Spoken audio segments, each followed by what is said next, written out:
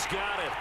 So the try for two successful, and that bumps their lead up even further. So two successful two-point tries now for them. And you know what it does? It gives you a boost, a huge one for your team because, hey, you're dominating them now. They can't stop you either scoring touchdowns or two-point conversions.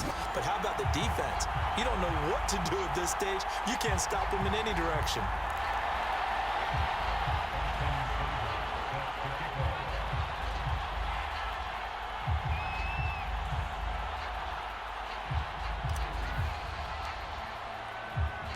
Following the touchdown, here's Seibert now to kick it off.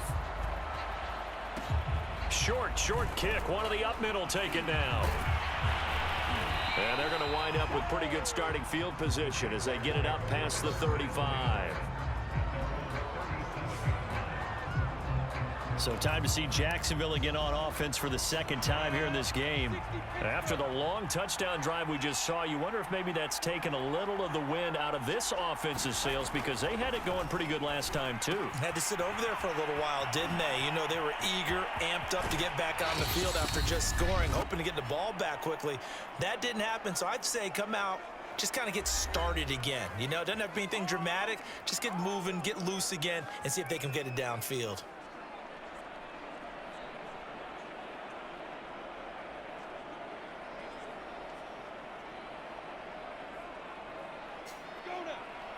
Coming up at halftime in a little less than 2 minutes, we'll send you to Orlando where Jonathan Coachman is standing by. He'll have highlights and analysis of this first half. And that throw behind his man, he missed him, incomplete. To this point, I've been impressed with the work defensively. They have not allowed a lot of receivers to run free. And there's another example, another incompletion. To throw on 2nd and 10. Lawrence. That's into a crowd and intercepted. It's the linebacker, Alex Anzalone, and the Lions are going to take over here up near the 40. That time defensively looked like they showed quite a bit of pressure but backed off, and it proved fruitful. They get the pick. He went through all of his rules about getting rid of the ball quickly because he read blitz. He saw all those people stacked at the line of scrimmage, and then they fooled him by dropping into coverage. Now he's ready to get rid of the ball fast, but guess what? Too many defenders out there.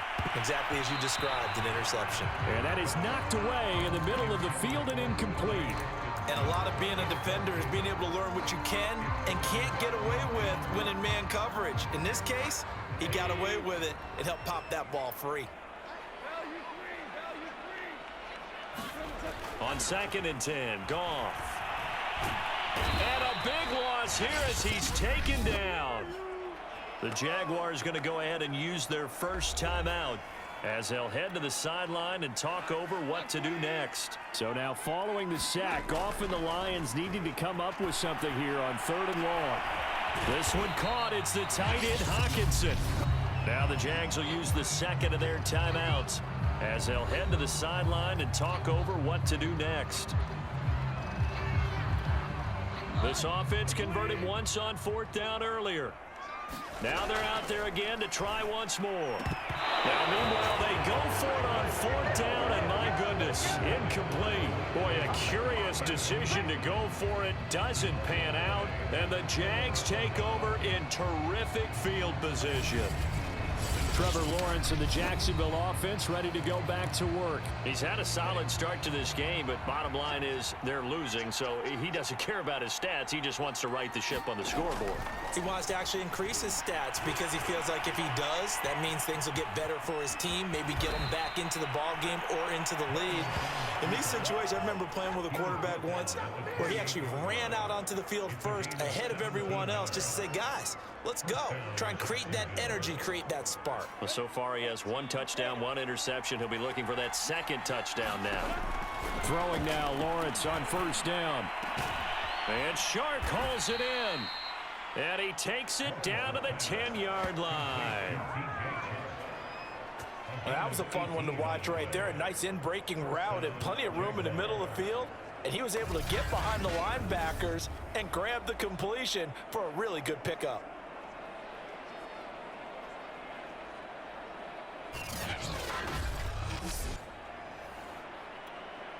Back-to-back good plays have them on the move on 1st down. Out of the gun, it's Lawrence. And that one drops down, incomplete. Good coverage there, forced the ball free, and it's second down. Throwing again on 2nd and 10. Lawrence, quick hitter here, it's complete. They get 7 out of that, so they're left with a 3rd and 3. And Brandon, as you know, sometimes it's a lot tougher to run with these tight ends nowadays in the NFL. They're just bigger wide receivers.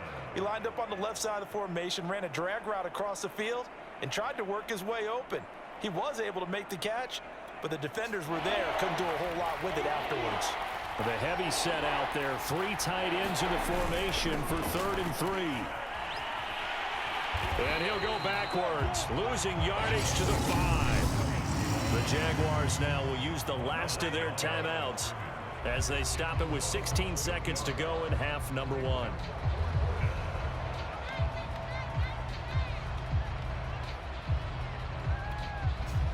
Now a field goal try coming up here for the Jags. From the left hash, should be a fairly easy one here. And his kick is good. And the deficit trimmed to 6 now at 16-10. So the margin shrinks there as they get the field goal to draw them a bit closer here in this second quarter. Yeah, nice snap, nice hole. They just want to keep this game close, so give them credit for finishing that one off with 3. And they'll get him down right around the 25, actually the 26 officially, so a net gain of 1 there.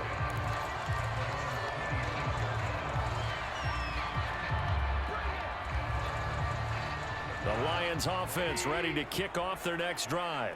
And with 10 seconds left, not really enough time to put something together. Now a timeout signaled for, and they'll get it with 10 seconds to go before halftime.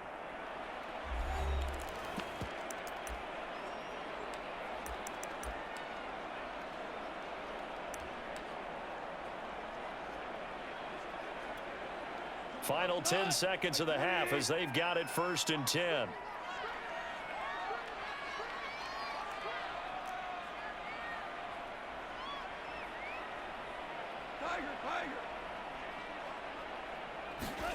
To throw is Goff.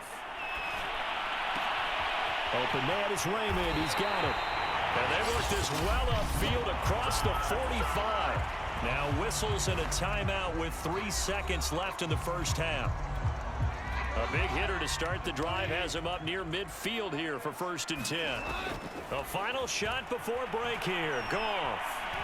He's going to fire one deep, middle of the field. And that's going to wind up incomplete. However, we do have a flag down. Let's check in with our referee.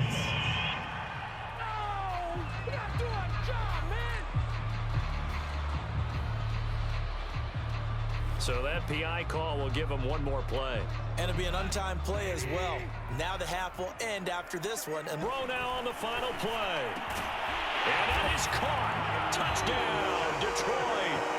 Jared Goff with his 3rd touchdown pass of the afternoon. And the Lions will extend their lead on the final play of the half. You knew time was going to run out, so this had to be in the end zone, and somehow they were able to find a window and get it done. Very easy for us to talk about up here that, yes, all of that had to happen, but when time's running down, sometimes your brain compresses a little bit too. Oh, they pitch to the tight end. It's a fake. And a fake attempt here not going to work. Got a little yardage, but not enough to get to the goal line.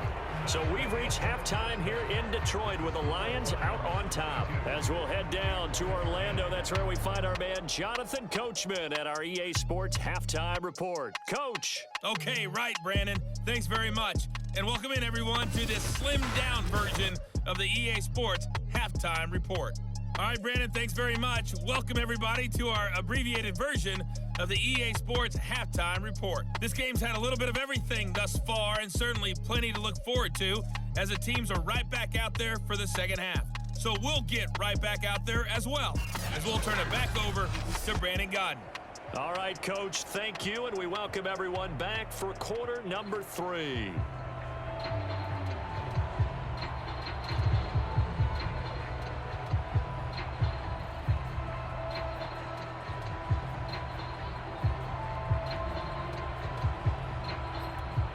And how about this right out of the locker room? An onside kick attempt.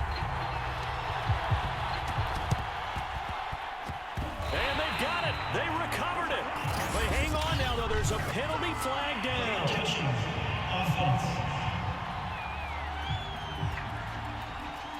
So they will accept the penalty and move forward.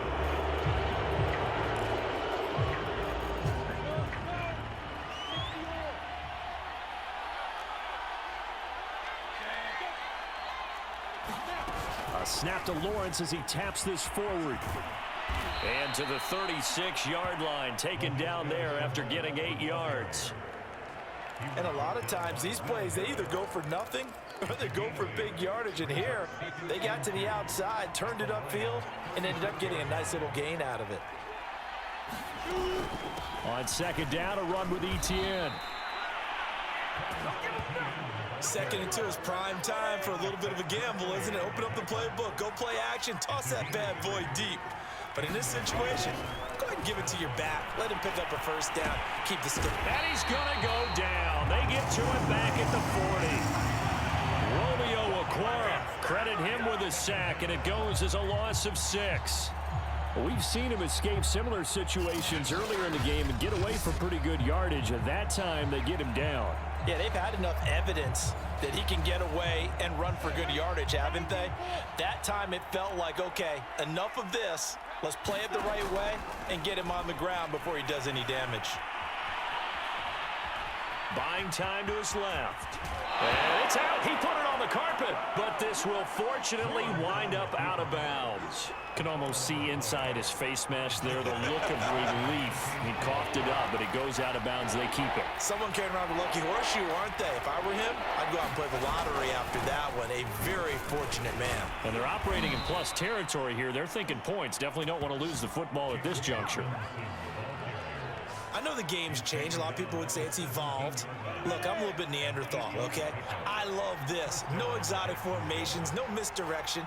Just line up and run the darn ball, pick up the first down. I love it. Yeah, third and short, that's what you're supposed to do. Like you said, old school, smash mouth football. Here's 2nd and 9, just a yard on that last run. Lawrence with the handoff to Robinson. And he'll take this one down near the 15. Only a yard on the pickup there, and it'll bring up a 3rd down. And this is why aggressive defense coordinators love to blitz. It wreaks havoc because they end up taking their attention to the blitzers, freed up the D lineman to make the play. 7th play of the drive, forthcoming on 3rd and 8. Oh, he put it on the carpet, a fumble. And he'll be brought down shy of the first down marker at the 11.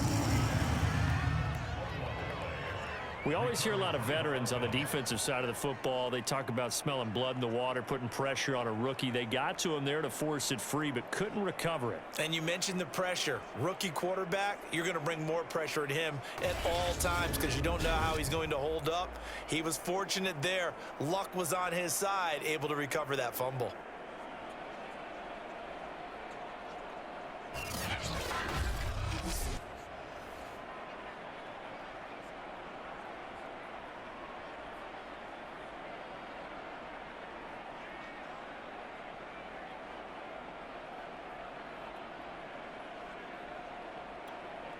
So out comes a field goal team now for the 2nd time here today.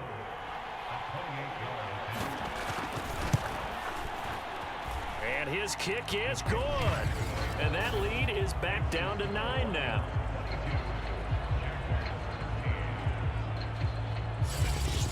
So the 3 points there, and CD, that helps him inch a bit closer. Yeah, partner, when you're losing, any points you see go on the board in your favor, you're happy to take them. Here comes Khalif Raymond from his end zone. And they'll start this drive just across the 30. Pretty nice work on the return. Another shot now for this Lions offense. They've got the lead, and certainly a big reason why some of these catches we take a look at right now. And I've seen it so many times that when units start to play really well, they feed off of each other and play even